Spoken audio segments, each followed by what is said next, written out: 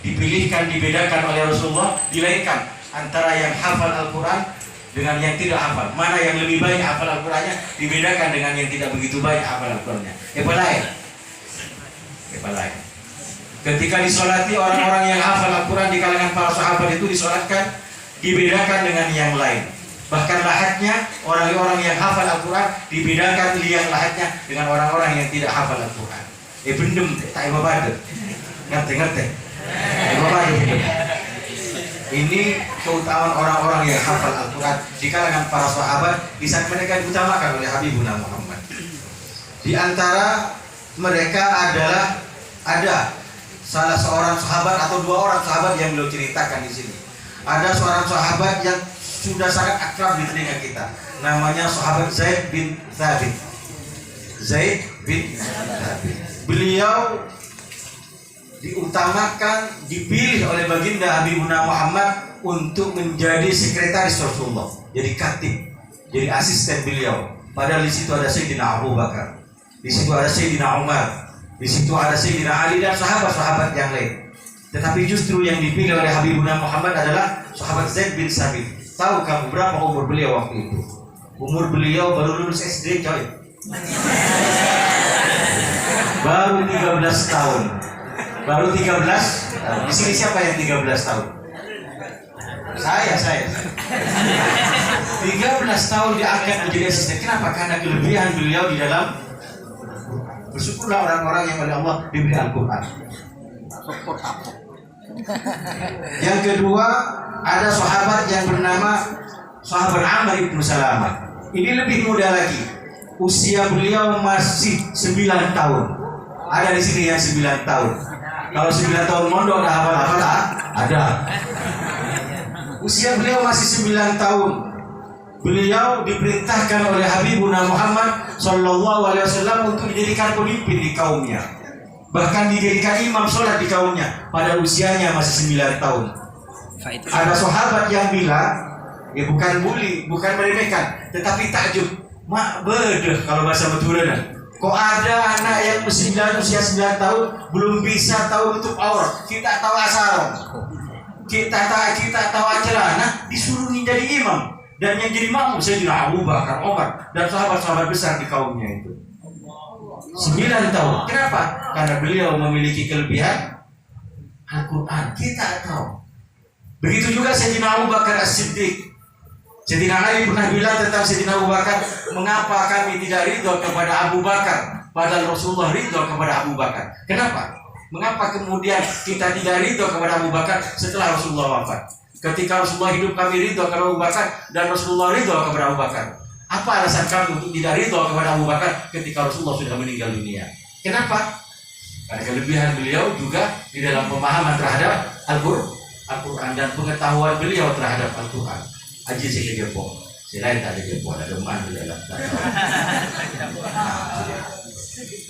سيدنا عبد الله بن عباس رضي الله عنه كان سيدنا عمر يأتي به وهو صغير حديث السن، يجلس في مجلس سيدنا عمر، يجلس مع كبار الصحابة، مع كبار وزراء سيدنا عمر والمستشارين.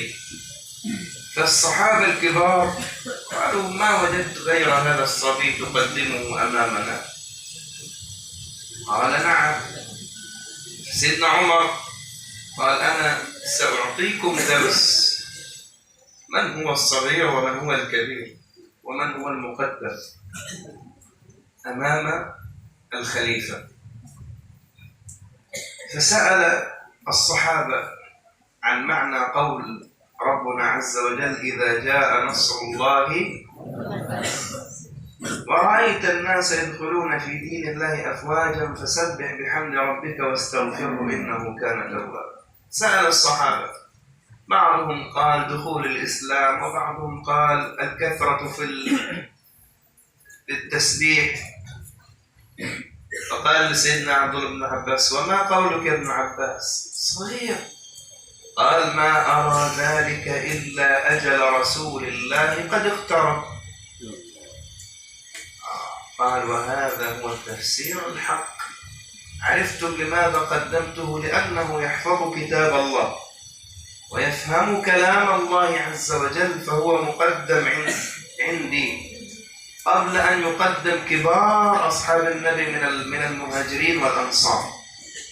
فحافظ القرآن له مكانة، ولذلك العلماء يقولوا أعظم قربة يتقرب بها العبد إلى ربه، أعظم قربة هي حفظ وتلاوة القرآن.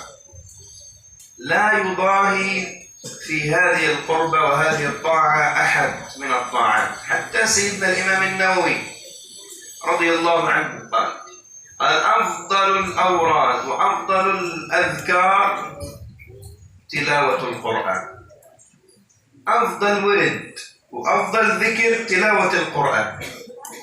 ولم يكتفي بذلك العلماء، وأخذوا من حديث رسول الله صلى الله عليه وسلم أن أهل القرآن هم سبب لعدم وقوع العذاب على الأمة. في جلوسكم لحفظ القرآن الكريم قال أنتم سبب لأن يرفع العذاب عن الأمة ويرفع البلاء عن الأمة إذا أخلصنا العمل لله، وإذا أخلصنا القربة في حفظ القرآن لله عز وجل.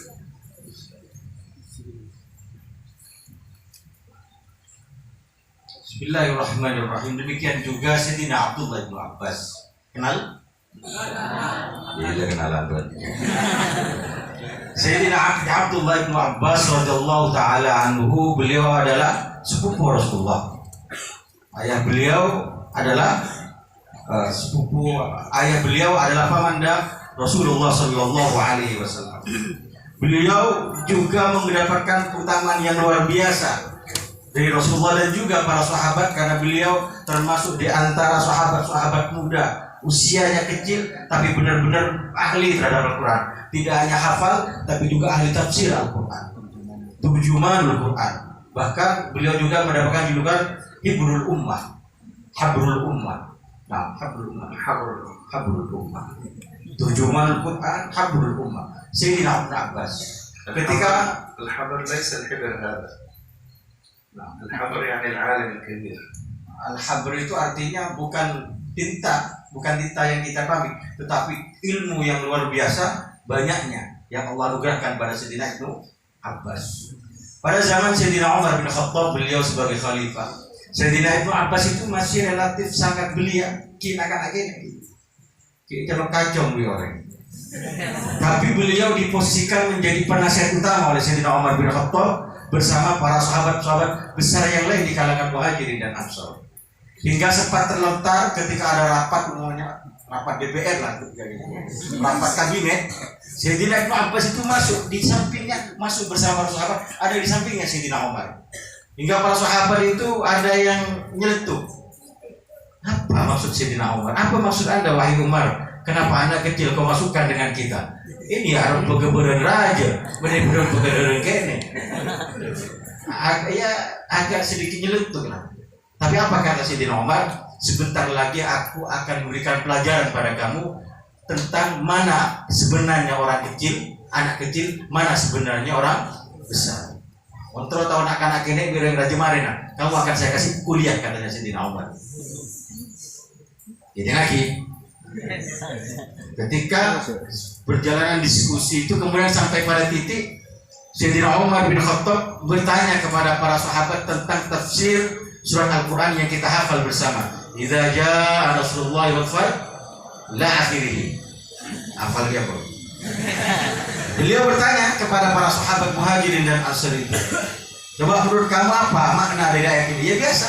Di situ menjelaskan tentang perintah Allah untuk bertasbih. Di situ menjelaskan doa akan banyak. Semuanya tahu memang itu isinya. Tetapi kemudian Sayyidina Umar berkata kepada Ibnu Abbas, ya Ibnu Abbas, kita kan ini masih kan? Ya Ibnu Abbas, jelaskan apa tafsir dari ayat ini, dari surat ini, kata beliau. Apa Ibnu Abbas? Dan ini tafsiran yang hampir tidak dibayangkan oleh para sahabat yang ada pada waktu itu. Apa kata beliau? Surat ini menunjukkan tentang bahwa Rasulullah ini adalah kabar dari Allah bahwa Rasulullah akan wafat.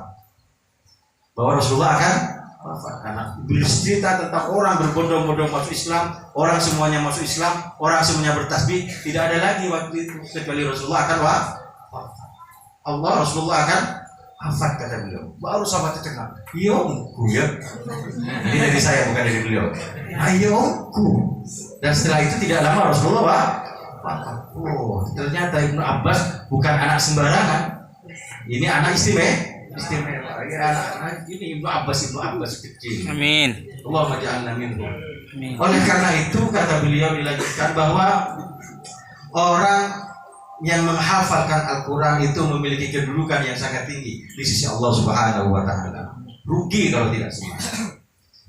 Beliau juga mengutip pernyataan berbagai para ulama, di antaranya bahwa ibadah yang paling utama untuk dilakukan oleh seseorang adalah Al-Quran. Salah satunya dengan menghafal Al-Quran. Imam Nawawi mengatakan bahwa paling utamanya zikir yang bisa kita baca adalah tilawatul.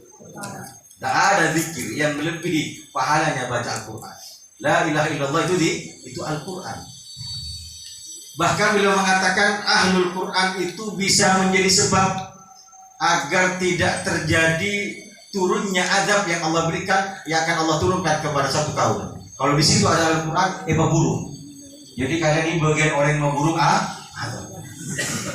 Jadi kalian ini bagian orang-orang yang mau burung burung. Bala ujian COVID itu mungkin dihabiskan oleh Allah gara-gara bacaan Al-Quran yang sampean bacakan.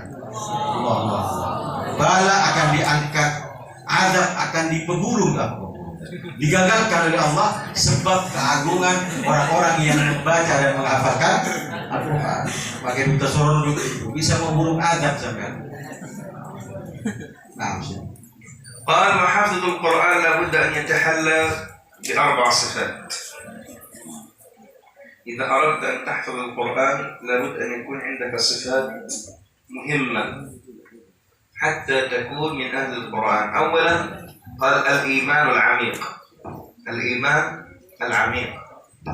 الإيمان العميق يعني كثرة الخوف والخشية من الله سبحانه وتعالى، والرضا بما أعده الله عز وجل لعباده المؤمنين. إيمان العميق يحتاج كما قال سيدنا عبد الله بن مسعود رضي الله عنه حافظ القرآن قال لا ينام إذا نام الناس ولا يلهو إذا لهي الناس. حافظ القرآن لابد أن يكون حاله القرآن.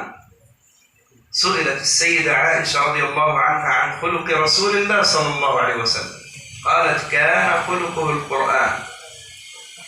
سئلوا عن أصحابه قالوا كان خلقهم القرآن. وفي رواية كان قرآنا يمشي على الأرض.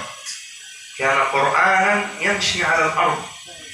فلابد أن يكون أهل القرآن هم أكثر الناس معرفة بالله وأكثر الناس خشية لله، لأنهم حفظوا كلام الله فعرفوا وعد الله وعلموا وعيد الله.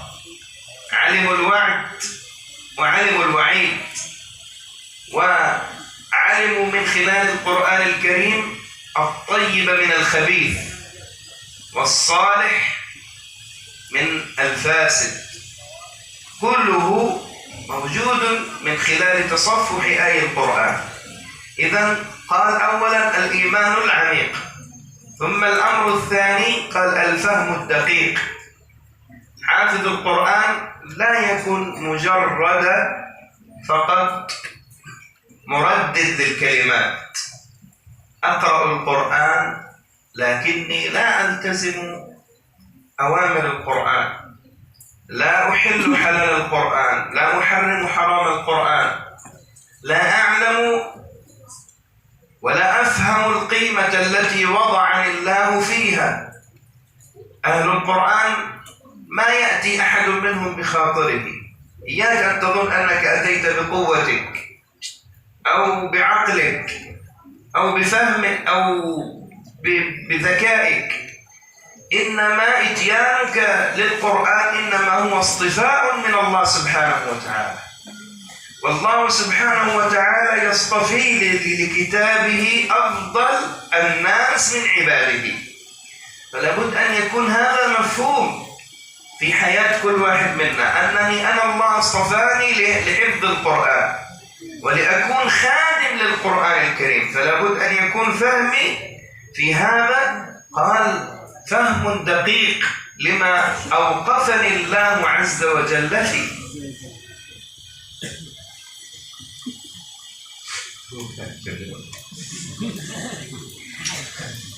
Beliau memberikan resep yang harus menjadi catatan dari teman-teman. Bawa buku, bawa pulpen.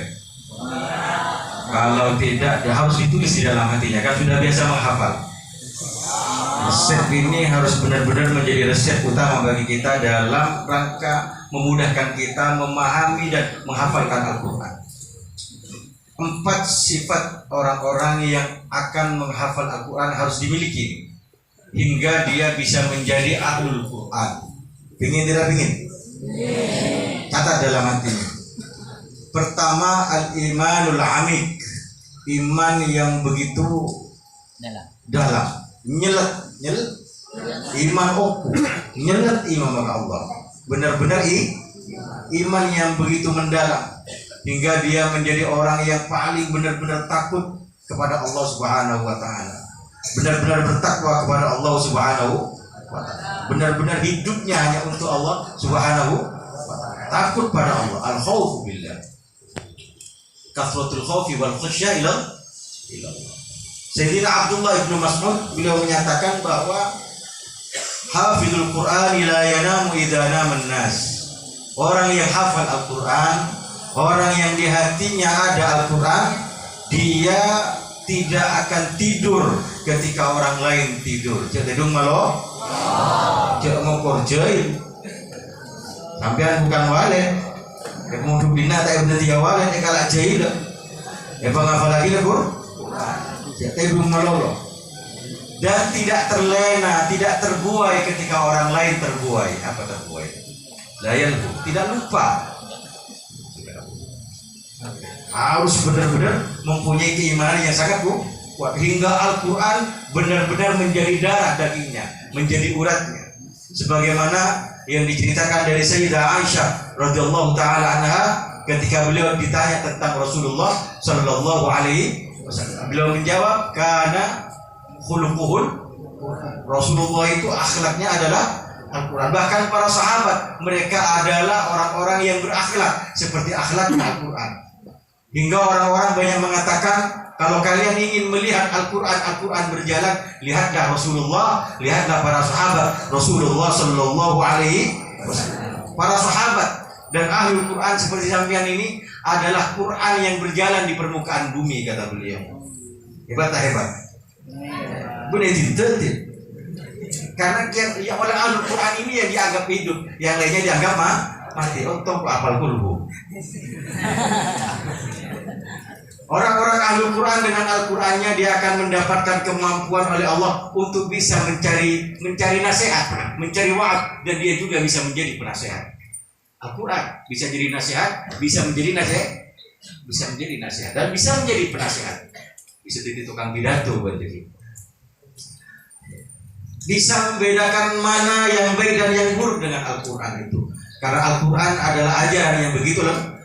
Ini yang pertama, itu yang bisa saya tangkap dari beliau. Yang kedua adalah al-fahmud daqiq, pemahaman yang begitu mendalam, teliti, rinci.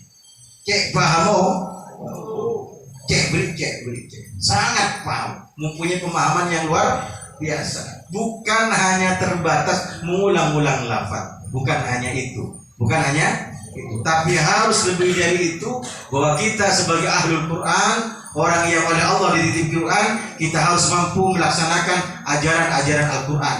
Quran melarang, kita tidak melakukan. Bukan memerintah, kita yang pertama melakukan. Itu adalah ahlul Quran.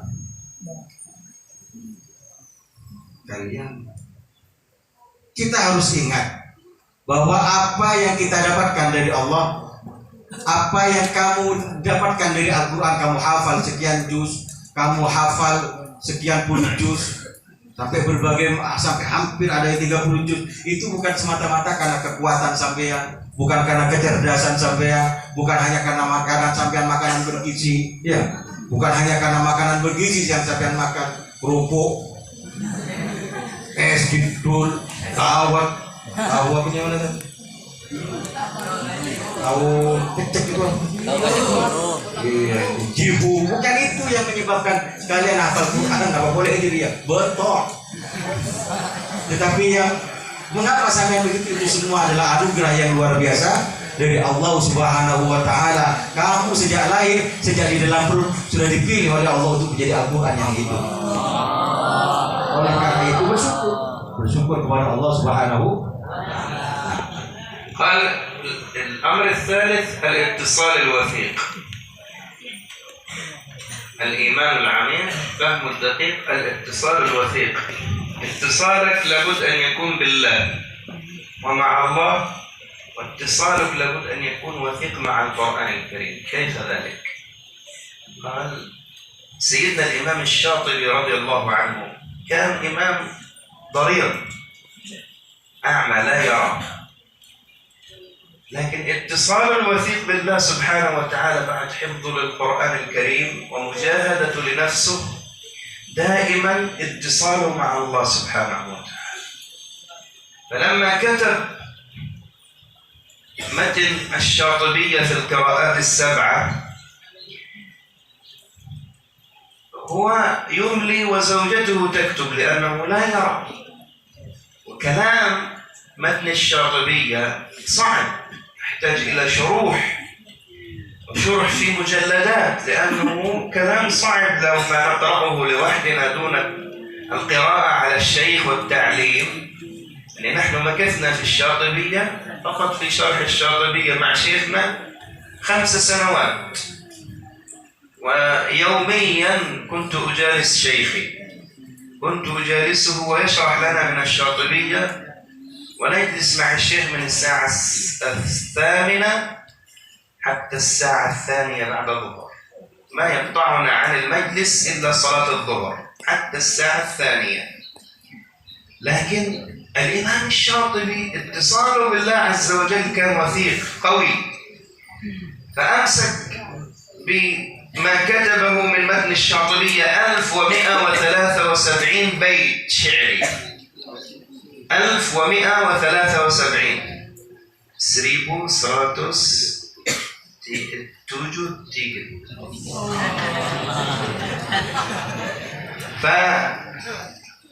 فكتبهم، ثم أمر زوجته أن تأتي بزجاجة ولف هذا الورق وقال نذهب إلى البحر في مصر، البحر الأحمر. البحر الأحمر بحر عميق جدا كله صخور، ودائما أمواجه عاتية ومتلاطمة.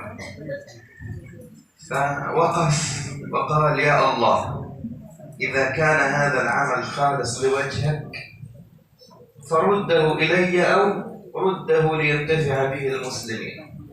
وألقى بهذه الزجاجة في البحر. صليتوا على النبي؟ كم خشوع؟ كم خشوع؟ خشوع باسمك اللهم أحيا وباسمك أموت. لا نريد خشوع، نريد انتباه. قال فألقاها في البحر ثم رجع، وبعد أيام إذا بصياد يصطاد السمك تخرج له هذه الزجاجة، فتحها وجد فيها كلام مكتوب ما يفهم، ما هذه طلاسم سحر ما أفهم. قال أذهب بها إلى علماء مصر. ذهبوا إلى العلماء ما يفهمون، قالوا ليس لكم إلا الإمام الشاطبي ممكن يحل لكم هذا اللغز. قال لهم اقرأوا، فقرأوا، فكلما يقرأ بيت يبكي الإمام الشاطبي ويشرح لهم، فكتب هذا الكتاب في كتاب.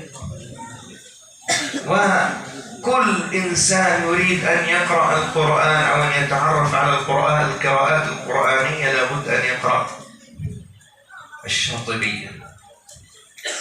فاتصاله بالله عز وجل جعله رغم أنه ضرير لا يرى الله رد إليه ما كتب، بل الأنكى من ذلك اتصاله بالله كان يرى بالمكاشفة. ضرير يوم من الأيام جاء 2 طلاب صلوا على النبي محمد. قال أحد طلابه الإمام الشاطبي إذا جلس لمجلس الإقراء يقول يلا من جاء أولا فليقرأ. قال يقول أحد الطلاب كنت أنا آتي أول، ففي يوم من الأيام جئت أول، فقال الإمام الشاطبي خرج وقال من جاء ثانيا فليقرأ. لماذا الإمام هكذا؟ أنا قادم من الصبح وأنتظره وأنا الأول، لماذا لم يقرئني؟ لماذا؟ قال فتذكرت أني جنب وأني من شدة حرصي على تلاوة القرآن نسيت أن أغتسل. قال فذهبت فاغتسلت وجئت وقال من قرأ أو من جاء أولا فليقرأ. شوف نور البصيرة ونور الاتصال بالله عز وجل جعله يعرف بالمكاشفة الحال وصاحب الحال. فالاتصال الوثيق أولا يكون اتصالنا بالله عز وجل، والاتصال يكون بأمور كثيرة، وهذه الأمور موجودة والله في هذا المعهد. هذا المعهد أكثر معهد أحب آتي إليه. ليه؟ لأنه في اتصال بين الطلاب وبين الله. كيف؟ دائما طوال الليل ما شاء الله أوراد، صلوات، قراءة قرآن، تجد مثل خلية النحل. كيف أنت كحافظ للقرآن وتالي للقرآن يكون اتصالك بالله عز وجل بأورادك، صلواتك، ذكرك، قيامك لليل. ثم الأمر الثاني اتصال وثيق مع القرآن، اتصال وثيق مع القرآن. لا أريد أشرحها حتى الشيخ مصطفى معي يغضب علي. الشيخ مصطفى مرح. Allah, subhanallah. Sebenarnya saya tidak ingin menerjemahkan ini. Ini hanya untuk saya biar kamu tidak tahu. Nah, ini penjelasan yang luar biasa. Kalau ngantuk rugi kamu. Beliau kemudian memberikan sifat yang ketiga bagi ahlul Quran. Sifat yang ketiga itu adalah al-ittisal wasiq, punya sambungan, punya hubungan yang kuat, ada hubungan yang kuat. Dengan siapa ini? Beliau mengatakan bukan sembarang dengan bukan berhubungan dengan sembarangan orang atau dengan sembarangan barang. Tapi yang dimaksud dengan al-ittisal wasiq adalah al-ittisalu billahi ma'al Quran. Berhubungan dengan Allah bersama Al-Quran. Jangan Quran ini dihubungkan dengan jabatan, dengan cewek, dengan keinginan dunia. Tapi al-ittisal billahi ma'al, berhubungan dengan Allah bersama Al-Quran yang Allah anugerahkan kepada kita. Beliau bercerita tentang sosok ulama yang masyhur, ma'lum di dalam bidang Al-Quran. Tidak dianggap ahli di bidang Al-Quran kalau orang tidak belajar ilmu dari beliau. Ada seorang ulama yang terkenal dengan sebutan Al-Imam Asy-Syatibi. Kalau Imam Ali Asy-Syatibi ahli usul fiqh. Tapi dalam ilmu Al-Quran ada Imam Syatibi dalam bidang Al-Quran. Beliau punya karangan kitab Asy-Syatibiyah fi Qira'atis Sab'ah. Karangan Imam Syatibi dalam tata cara membaca Qira'atus Sab'ah. Semua ahlul Quran berisnad bersanad pada beliau di seluruh dunia. Kenal sampean? Sampean tahu bagaimana beliau bisa menjadi seorang tokoh yang paling otoritatif di dalam bidang Al-Quran. Salah satunya beliau. Beliau itu adalah orang yang mempunyai keterbelakangan.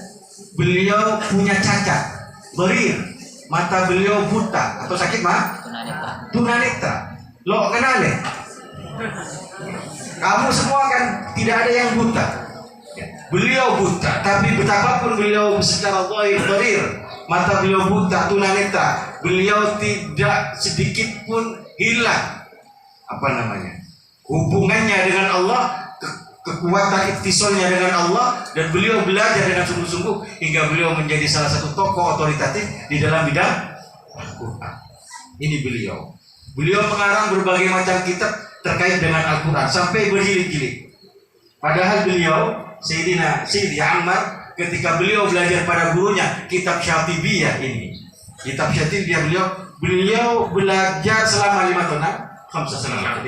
Beliau belajar kitab Syatibiyah 5 tahun, kan? Kita satu saja belum belajar Syatibiyah. Belajar 5 tahun itu pun dalam waktu yang sangat panjang, dari jam 6 sampai jam 2 siang. Jadi kalau 6 bulan sampai jam 2 siang, tidak berhenti belajar dari gurunya, mendengarkan istifadah tentang ulumul Quran dari guru beliau, kecuali hanya istirahat sebentar untuk melakukan sholat duhur. Beliau ketika belajar kitab Syatibiyah ini. Kitab Syatibiyah ini dalam bentuk bait syair sebanyak 1173 bait. Padahal beliau orang dharir tunanetra. Beliau karang bait ini. Beliau minta bantuan istrinya. Dek, saya akan membacakan bait-bait ilmu Al-Quran yang saya karang, kamu yang tulis. Saya nulis, engkau sih mah. Ketika mengarang, jadi bila ini komputer berjalan, ingin tidak seperti itu sampean? Sana buta.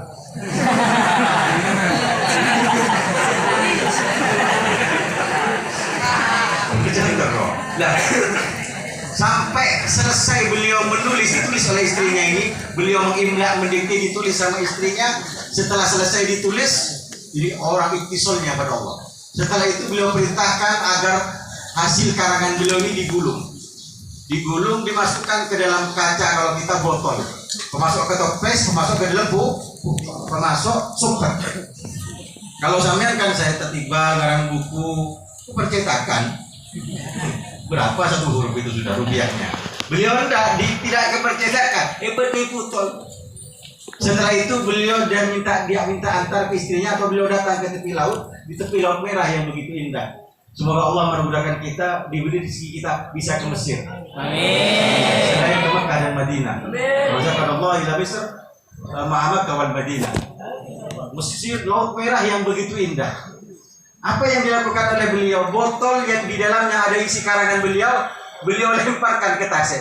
Kan? Ngarang sokaso, buang ke tasik. Benar maksudnya.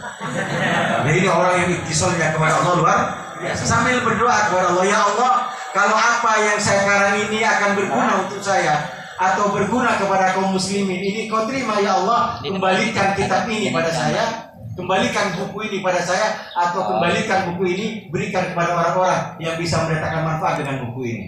Ia entah laki ke dalam terayu bahasa Indonesia betul. Terhanyut buku ini. Akhirnya ya sudah hilang. Setelah beberapa lama tiba-tiba ada orang maju, kan? Ada nelayan ajari mentasi numpak perahu. Dunia oleh cuko oleh putol. Ini jangan-jangan botol Aladin. Ini dari saya, bukan dari beliau. Diambil botol ini, saya juga dapat ikan pastinya ya. Diambil, apa ya? Mau ada botol ini ambil BCG. Jangan-jangan uang katanya orang ini. Dibuka, tutupnya dibuka, dia di dalam, ternyata isinya tulisan yang dia tidak paham. Coba dia ada. Apa ya? Akhirnya ada yang sihir. Awas sih. Sehingga dimasukkan lagi ke dalam botol. Nanti akan saya aturkan kepada ulama yang ada di Mesir untuk bisa menjelaskan apa isinya. Jangan-jangan benda berharga. Datang ulama Mesir setelah sampai di daratan, nyabis ke ulama-ulama, tidak ada satupun ulama yang paham dengan kitab ini. Lihat tentang apa ini? Kok unik kitab ini? Ini siapa yang buat? Akhirnya ada orang ulama yang nggak paham. Ini yang paling cocok kamu hantarkan ke Imam Syatibi. Insya Allah beliau yang bisa memahami kitab ini. Ini mustajabahnya doanya. Coba sampai lempar uang ke laut. Ya Allah membeli dia, kaget.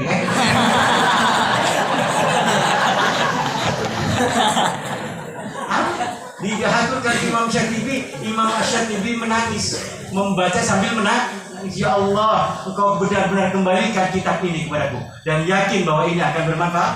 Dan benar, kitab ini kemudian menjadi kitab rujukan utama bagi orang-orang yang mau belajar Al-Quran. Sebuah kita yang berani bisa belajar kitab ini. Ini itisal billah. Dan beliau tidak hanya seperti ini karomahnya dari Allah. Beliau juga oleh Allah walaupun matanya buta, beliau diberi kemampuan mukasyafah oleh Allah. Suatu hari beliau ngajar murid-muridnya, berikan pengumuman. Biasanya begini, beliau kalau ngajar, beliau datang, muridnya sudah nunggu, beliau bilang, siapa yang datang pertama kali baca? Siapa sih datang kadang mah? Kalau kita kan siapa sih datang repuan budi. Saya kalau ngajar kemis itu nunggu di sana. Tong sudah tengah api sudah tengah. Siapa yang datang pertama kali baca kata beliau. Loh, suatu hari ada santri yang bersemangat ingin datang dulu. Coba dia datang duluan, ada di depan. Mengyadu. Ketika Imam Asy-Syatibi datang, beliau bilang, siapa yang datang nomor 2 baca? Kaget, si nomor pertama kan? Mata engkau saya suruh. Padahal engkau datang kada, engkau lalu keburu. Saya sudah terburu-buru datang. Jubah dibuat sarung dibuat jubah. Jadi keburu, semangatnya belajar seperti ini. Siapa yang datang 2 kali, kedua baca. Bingung, mikir-mikir. Ya Allah, katanya. Kalau payung engkau junub. Saya junub dari mana kita hadus. Kalau payung keburu entar, akhirnya sama beliau tidak ditulis. Mukasyafah. Tahu kalau santrinya junub. Nah sekarang ada yang junub. Akhirnya beliau keluar mandi. Santrinya keluar mandi, kemudian duduk lagi. Setelah itu baru dikatakan siapa yang datang pertama kali dia baca. Ini kasyafnya ulama-ulama dulu. Nah, الاتصال الوثيق بالله عز وجل هذا أولا، ثم حافظ القرآن لابد أن يكون له اتصال وثيق مع القرآن. اتصال وثيق مع القرآن. لا يجوز لنا يا كرام أن ننقطع عن تلاوة القرآن أو عن مراجعة القرآن أو عن تعهد القرآن أو عن حفظ القرآن الكريم. النبي صلى الله عليه وسلم أرشدنا إلى قاعدة التواصل مع القرآن. قال تعاهدوا هذا القرآن، تعاهدوا هذا القرآن، أي يكونوا على اتصال وثيق مع القرآن الكريم. حالك يا حافظ القرآن ويا طالب حفظ القرآن لابد أن يكون متواصل مع القرآن. نعرف مشايخ في مصر منهم أطباء، وهو يقود السيارة يقرأ القرآن، وهو يجري العملية الجراحية يقرأ القرآن. اتصاله مع القرآن، وهو يمشي يقرأ القرآن. هذا نسميه اتصال مع القرآن، أخذا بحديث رسول الله صلى الله عليه وسلم تعاهدوا هذا القرآن، فوالذي نفسي بيده له أشد تفلتا من الإبل في عقالها. ما شاء الله هذا ابن محمد كان في فلسطين 6 سنة يحفظ 6 جزء، لكن ما شاء الله بعد ذهابه للمدرسة الحكومة ترك القرآن نسيه. الحمد لله. فلذلك معنى التواصل كيف أنت تكون دائم في كل أوقاتك هناك قرآن دائم، تكون مع القرآن في أكلك، في شربك، في عند منامك، في جلوسك، كن قرآن. نساء من السلف الصالح كان إذا كلمهم أحد كانوا يتكلموا بالقرآن. أذكر لما كنا في مصر جاء طفل صغير عمره 8 سنة ويجلس معنا ما شاء الله يحفظ القرآن عن ظهر غيب، وإذا تكلمنا معه ما يتكلم معنا إلا بالقرآن. كل يأتي لنا بآية، اشرب يأتي لنا بآية، طب نام يأتي لنا بآية، لا إله إلا الله، كله قرآن عنده. فهذا معناه أنه تربى على مائدة القرآن والاتصال بالقرآن. ثم القرآن النبي عليه الصلاة والسلام يقال لصاحب القرآن، ما قال لحافظ القرآن. هناك حافظ للقرآن ولربما جاف للقرآن، ربما حافظ للقرآن كما قال عن النبي صلى الله عليه وسلم كم من تال للقرآن والقرآن يلعنه. هناك ناس يحفظ القرآن لكن القرآن يلعنه لأنه ما في اتصال، ما في يعني صلة وثيقة مع القرآن، أخذ بأحكام القرآن، أخذ بمبادئ القرآن، أخذ بعبادة القرآن، أخذ بأخلاق القرآن. أخذ بالتلاوة الصحيحة التي فيها فهم للقرآن الكريم. كيف يكون اتصالنا مع القرآن الكريم وعدم اللهو عن القرآن الكريم؟ فإذا لهى الإنسان عن القرآن كان القرآن لاعب، وإذا لهونا عن الفهم للقرآن كان القرآن حجة علينا حتى يدخلنا النار والعياذ بالله. والقرآن إما حجة لك وإما حجة عليك والعياذ بالله. Yang kedua dari ittisal tadi, selain ittisal kepada Allah, beliau mengajak kita yang kedua ittisal wathik ma'al Quran, mempunyai hubungan yang sangat kuat dengan Al-Quran. Kita murojaah Al-Quran, kita hafalkan Quran, dan kita biasakan untuk menjadikan Quran adalah sebagai kebiasaan dan rutinitas kita. Sebagaimana yang disabdakan oleh Rasulullah SAW, ta'ahadu hadzal Quran, jadikanlah Al-Quran itu sebagai kebiasaan dalam kehidupan kalian. Jadikan darah daging kalian Al-Quran itu. Bagaimana kita lihat dalam sejarah para masyaikh, dalam kenyataan kita para masyaikh di Mesir contohnya, mereka adalah orang-orang yang ahlul Quran. Quran itu menjadi kebiasaan dan rutinitas mereka. Dalam kondisi apapun beliau membaca Al-Quran. Naik mobil sambil baca Al-Quran, naik beca sambil baca Al-Quran. Boleh beca ya Mesir? Berjalan sambil baca Al-Quran. Aktivitas apapun, duduk, tidur, makan, bahkan sebelum tidur baca Al-Quran. Bahkan ada riwayat seorang ulama, kalau tidak salah, bukan dari beliau, dalam tidurnya, dari saking biasanya baca Al-Quran, dalam tidurnya dia baca Al-Quran. Bahkan fi sakaratil maut membaca Al-Quran. Ada sebagian yang seperti itu, makan, minum, duduk, dan itu kerjaan sampean. Jangan sampai lepas dari Al-Quran. Jangan memikirkan yang lain, jangan baca novel. Novel kita itu Al-Quran. Ada perempuan pada zaman salaf, kata beliau, yang tidak berbicara kecuali dengan menggunakan bahasa Al-Quran. Ada seorang anak perempuan kecil di Mesir, kata beliau, begitu juga. La tatakallam illa bil Quran. Tidak berbicara kecuali Al-Quran. Ketika ditanya mau makan, ditanya kamu mau makan, beliau jawab pakai Al-Quran. Ditanya tentang minum, beliau jawab dengan Al-Quran. Tidak sepatah kata pun yang dikeluarkan kecuali dengan menggunakan Al-Quran. Ini luar biasa. Dan semoga kita bisa seperti itu. Jangan justru sebaliknya, kita jauh dari Al-Quran, dan justru sebaliknya Al-Quran melaknat kita. Bagaimana beliau mengatakan, sebagaimana mengutip dari sabda Habibuna Muhammad SAW yang kita semuanya hafal. Berapa banyak orang yang membaca Al-Quran, orang yang ahli Al-Quran, orang yang hafal Al-Quran, tetapi sebaliknya Al-Quran melaknatnya. Na'udzubillahi min. Kenapa? Karena dia tidak mengamalkan isi Al-Quran, dan dia tidak ittisalul wasik dengan Al-Quran. Oleh karena itu, amalkan seluruh isi Al-Quran. Tidak hanya cara bacanya, ya cara baca Al-Quran yang benar kita baca dengan baik. Tapi apa perintah Al-Quran kita laksanakan, apa larangan Al-Quran kita jangan lakukan, apa nasihat Al-Quran kita laksanakan, bagaimana akhlak Al-Quran kita lakukan, bagaimana kita benar-benar menjadi orang yang berjiwa Al-Quran. Baik, bagaimana caranya bagi kita Al-Quran itu akan menjadi hujjah, menjadi argumentasi kelak di hadapan Allah yang menguntungkan kita. Justru bukan sebaliknya, Al-Quran menjadi hujjah yang akan memberatkan kita di hadapan Allah Subhanahu wa Ta'ala. Jadilah kita Al-Quran yang hidup, Al-Quran yang berjalan, kata beliau. Nah, الأمر الرابع والأخير قال هو العمل المتواصل الدؤوب. العمل المتواصل. أحب الأعمال إلى الله عز وجل أدومها وإن قل.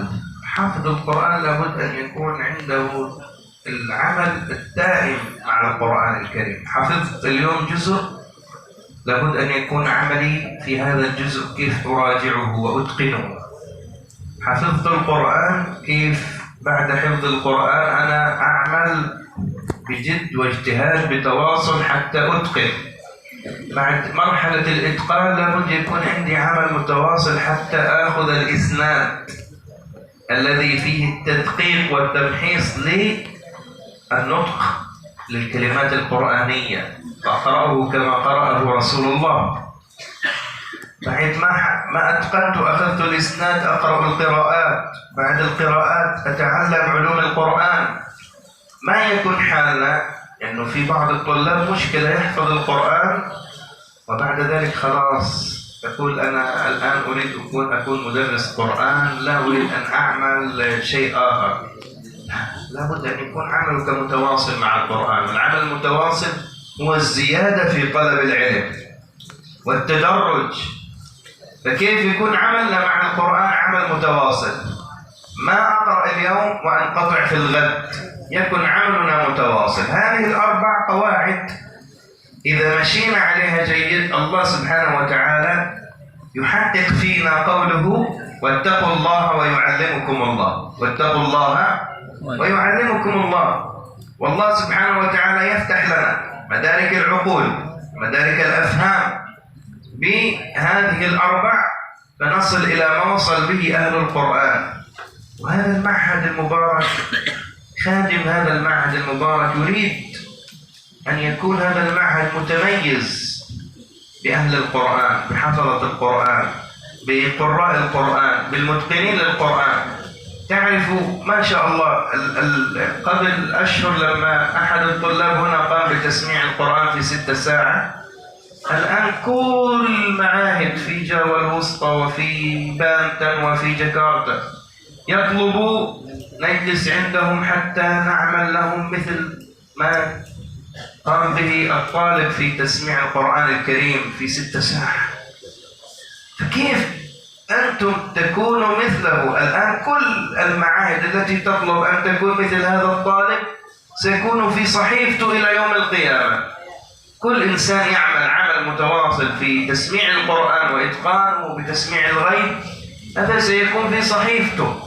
فكيف أنتم تكونوا المقدمين والمتقدمين في هذا؟ لذلك ما ننقطع عن القرآن الكريم، وما يكن شغلنا الشاغل في صغرنا الآن إلا القرآن الكريم. ذهبنا كنا قبل 30 سنة لما يقول لنا في باكستان موجود الطالب يحفظ القرآن وهو عمره 5 سنة و6 سنة، كنا نتعجب. لكن الآن ما شاء الله عندنا الآن أصبح الطلاب يقوموا في 6 سنة يحفظوا القرآن الكريم عمره 6 سنة. فكيف أنتم تجتهدوا؟ الآن أنتم أكثر من 10 وأكثر من 15 وأكثر من 13.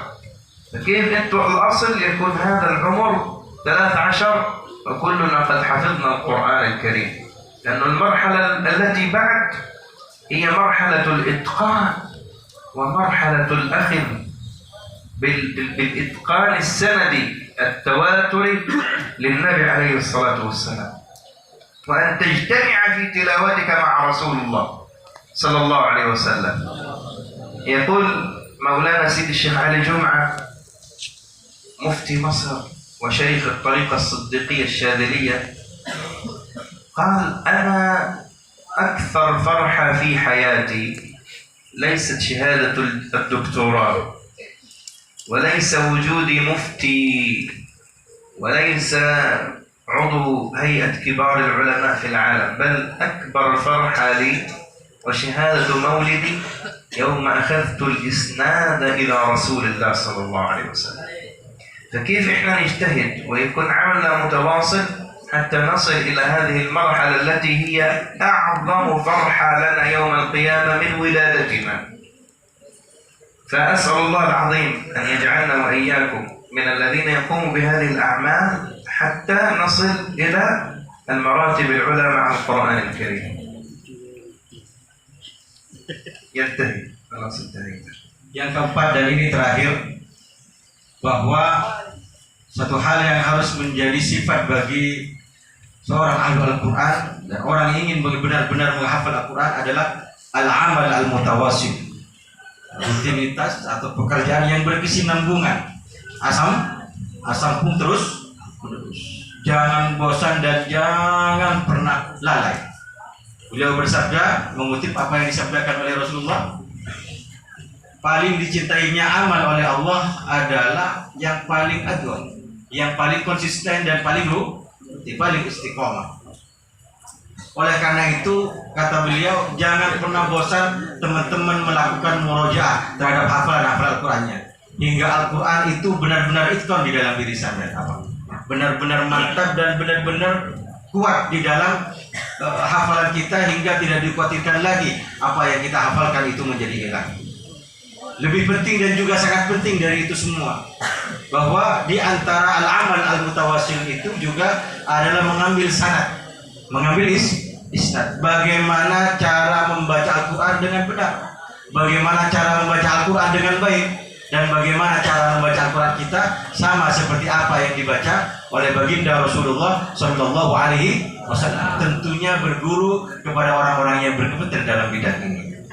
Selain dari itu, kita tidak hanya cukup dengan apa yang kita hafalkan. Kita harus juga belajar dan mau mempelajari ilmu-ilmu yang berkaitan dengan Al-Quran, ulumul Quran. Ilmu apa saja yang berkaitan dengan Al-Quran kita harus lakukan terus-menerus. Jangan hanya mencukupkan kepada apa yang kita hafal. Hafal Al-Quran, selesai sudah mau ngajar, tidak cukup hafalan. Harus belajar terus-menerus. Kata beliau, az-ziyadah fi talabil ilmi, terus tambah ilmu. Kamu haus senantiasa, haus terhadap apa yang menjadi bagian dari Al-Quran. Belajar ulumul Quran, belajar ulumul hadis, dan belajar ilmu-ilmu yang lain, yang semua ilmu yang ada itu adalah penunjang dari Al-Quran. Allah berfirman, dan jangan khawatir, janji Allah bagi orang-orang yang benar-benar mau mencari ilmu dengan benar dan dengan ketakwaan pada Allah. Wattaqullaha wa yu'allimkumul. Bertakwalah kalian kepada Allah, dan Allah akan mengajarkan kepada kalian. Allah akan memberikan futuh kepada kita semua, memberikan futuh, membuka hati kita untuk mampu mempelajari dan memahami banyak dari ilmu-ilmu Allah, baik melalui guru maupun tidak melalui guru, dengan ilham dari Allah Subhanahu wa ta'ala. Kita, kata beliau, diharapkan mampu menjadi ahlul Quran yang menonjol, yang istimewa, seperti yang diinginkan oleh pengasuh, oleh Syekh Ahmad Az-Zaim.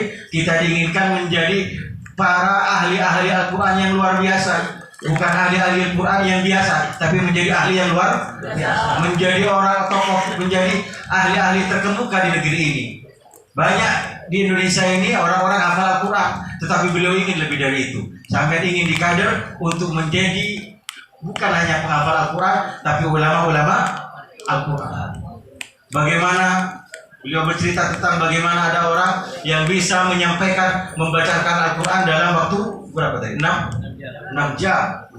Beliau lebih ingin dari itu semua, lebih dari itu semua. Ingin kita lebih dari itu semua. Siap? Oleh karena itu, kata beliau, janganlah kalian pernah putus dari Al-Quran. Al-Quran bukan pacar sampean, tapi Al-Quran itu diri sampean. Mau putus dari diri sendiri, mati ya. Al-Quran itu bukan pacar, tapi di diri kita sendiri. Itu dari saya. Jangan sibuk dengan yang lain. Sibukkan hidup kalian dengan Al-Quran. Apapun sibuk tedung. Jangan sibukkan diri dengan yang lain. Di luar negeri, kata beliau, di Pakistan sini. Di Pakistan beliau melihat banyak kejadian yang membuat beliau heran kagum. Banyak anak-anak yang usia 5 tahun, 6 tahun hafal Al-Quran. Belum pacaran, pada tauqiyah. 5 tahun, 6 tahun usia TK, belum masuk SD, hafal Al-Quran 30 juz.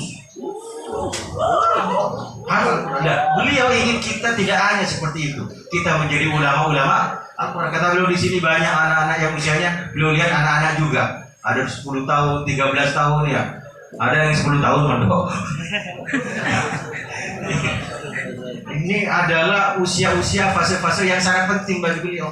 Fase yang sangat luar biasa untuk mewadahi diri kita, hati kita dengan ilmu, lebih-lebih Al-Quran. Oleh karena itu, kita harus benar-benar mempunyai waktu yang kuat untuk memantapkan hafalan kita. Marhalatul itqan.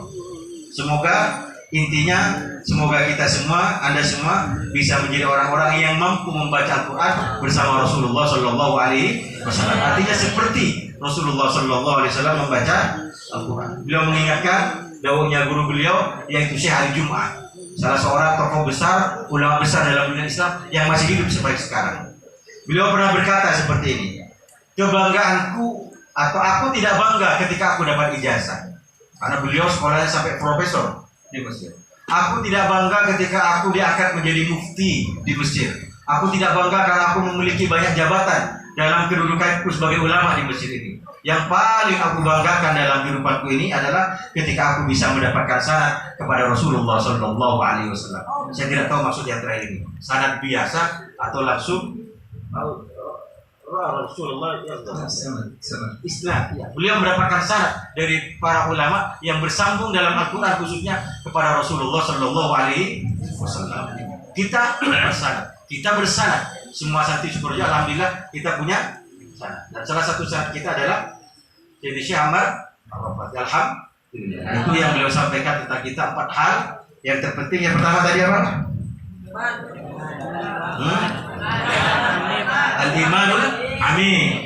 Yang kedua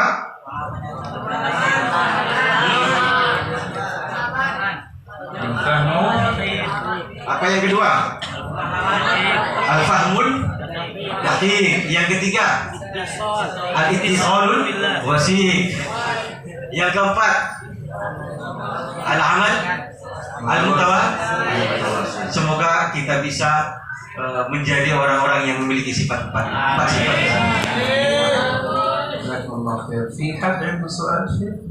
Mungkin ada pertanyaan? Ada, silakan.